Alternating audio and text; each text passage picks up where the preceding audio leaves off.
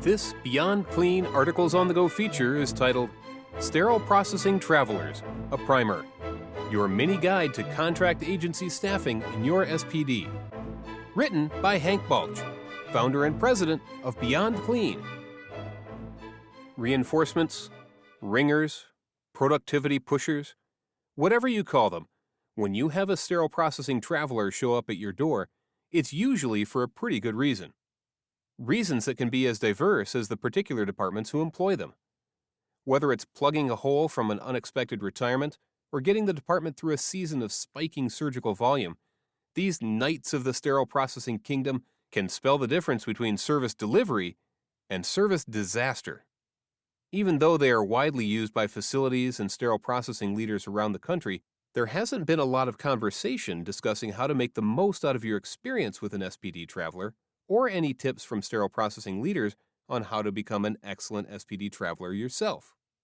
Because the contexts for an agency staffing model are usually born out of critical staffing demands in a department, it's imperative that both of these teams understand each other's professional expectations if the relationship is to really succeed.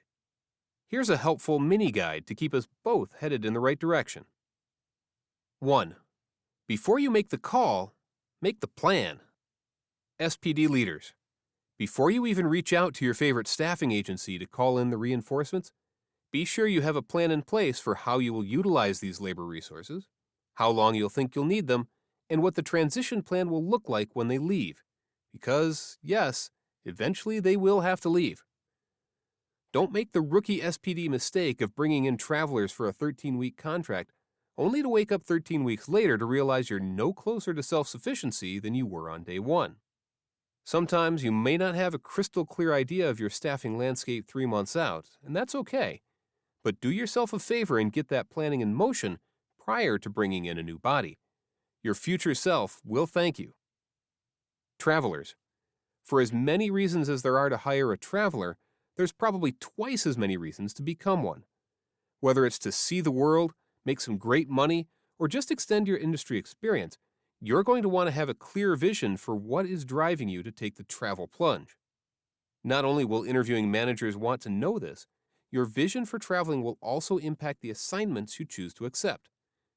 If you're in it for the Benjamins, you may want an assignment in the middle of nowhere, Alaska, because it pays well. If you're wanting to see the world, Dubai may be a better choice.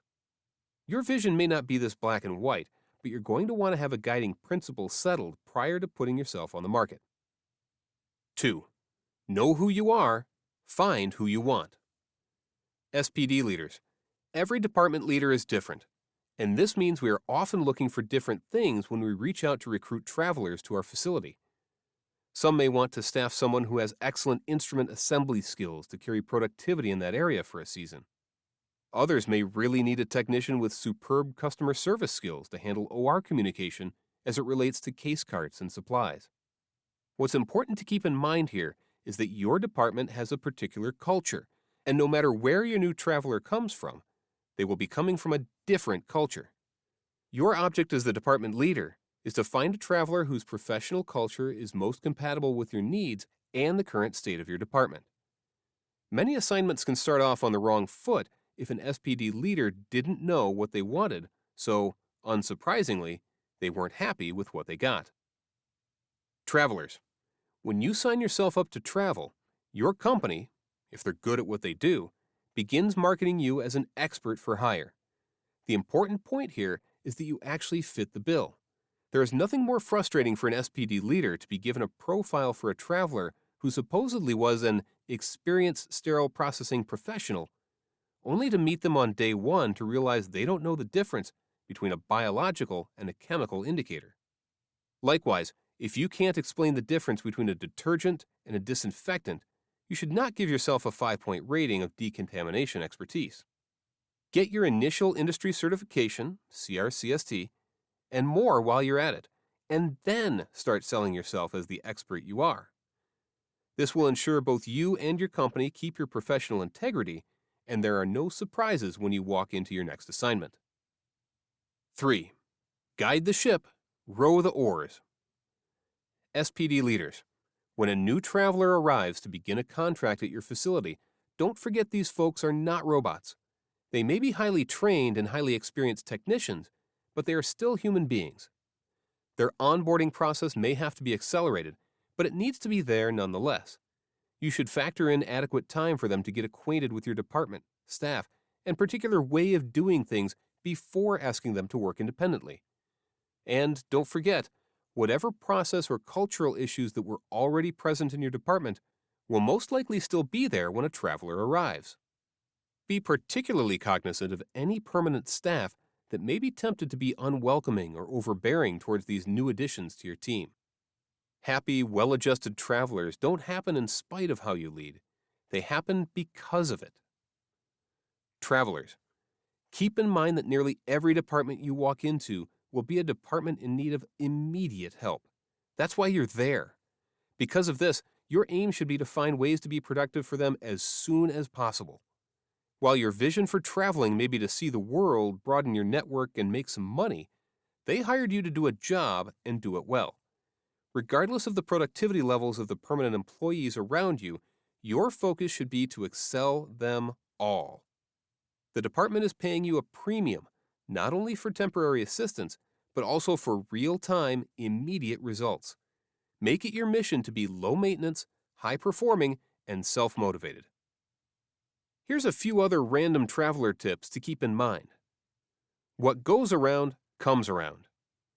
If you treat your travelers well, it will pay dividends not only in their productivity, but also in the reputation your facility has in the traveling world. Travelers talk to each other, their recruiters talk to each other, and everyone knows the places that no one in their right mind would want to go. Don't become one of those places. We don't pay you to recruit.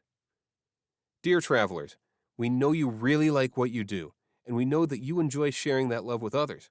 However, remember that we did not hire you to become an internal recruiter out of our department. We're not saying you can't talk about becoming a traveler with our staff, but we do ask that you have the professional courtesy to do it after your assignment with us ends. Recommendations and ratings matter. When a traveler completes an assignment at your facility, take the time as a leader to complete their exit survey or review, or write a recommendation for them.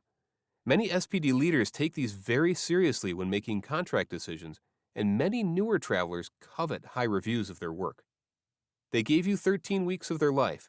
If they did well, the least you can do is send them off with a well-deserved review. Hope this helps. After all, we're both in this together. Safe travels, my friends.